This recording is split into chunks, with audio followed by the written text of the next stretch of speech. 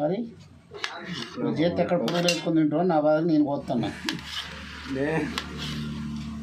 అంటే దాంతోపాటు 4 గుడ్లు తెచ్చాయి కొద్దిగా నేను అందుకే నేను కోసేది.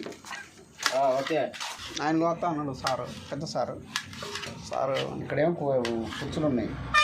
కుర్చీ సార్ కుర్చీ ఏం తీసుకొస్తే పాపం.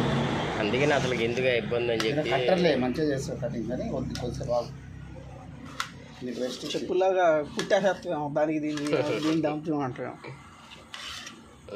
కటింగ్ వచ్చలే